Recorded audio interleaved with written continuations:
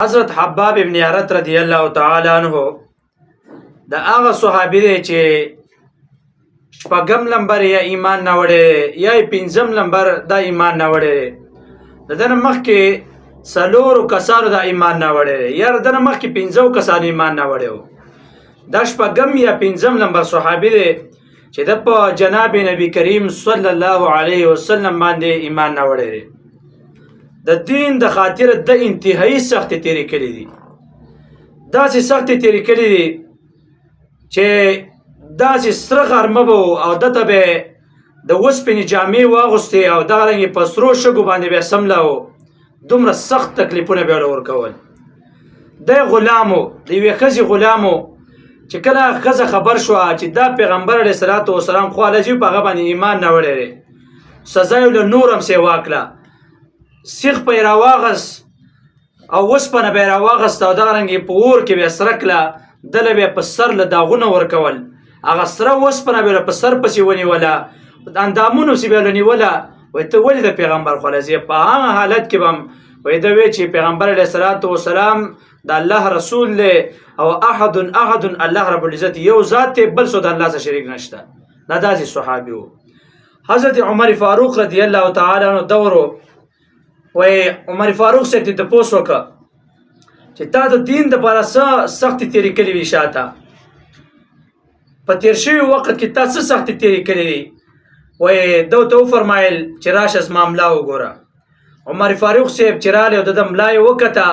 وای د ده په ملا پسې غوښه وازې دا نه وې صرف په ملا کې هډوکی پاتې شوی و عمر فاروق صاحب وفرمایل چې داسې ملا دغه ما د اوسه پورې چېرته لیدلې نه ده دا څنګه ملا ده وی دو ته وفرمایل چې دا غوښه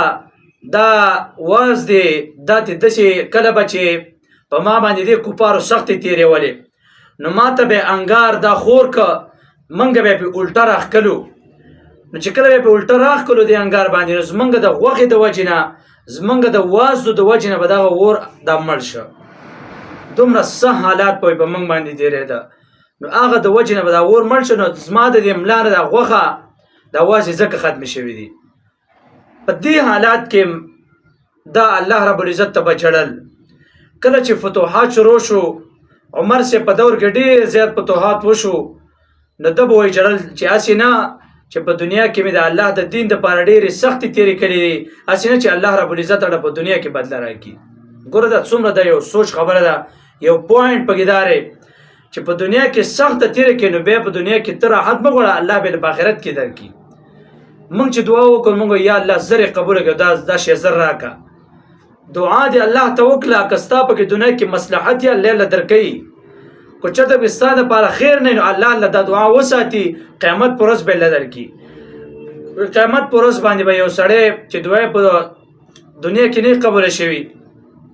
وایي دله چې الله رب العزت په دې قیامت کې دا هر څه ورکړي وایي دی به وایي چې یا الله کاش که زما یوه دعا هم په دنیا کې نه وای قبوله شوي او دا ټولې دې ما د آخرت له ساتلی وې نو زر به شی نه غواړې ګوره دوی به جړل چې یا الله ډېرې سختې مې تېرې کړلي یا سینه چې تراله په دنیا کې بدله راکړي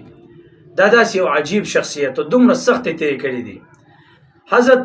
علي رضی الله تعالی عنه د ده په قبر تېر شه ویې فرمایل چې څه عجیب صحابي دی څه عجیب د الله د پیغمبر دوست دی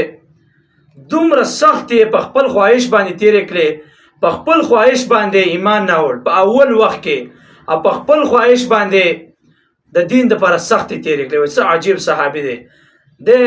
کوپه کې مدفون شه کوپه کې دفن دی دا داسې صحابي دی چې علي صاحب وایي چې دا څه عجیبه صحابي دی دومره سختې تېرې کړلې او موږ لږه سخته تېره کړو نو بیا موږ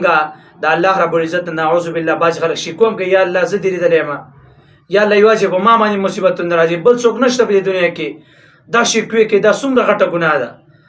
د دې وجې شکوې به د الله نه کوي صبر به کوي الله د لار څه درکوي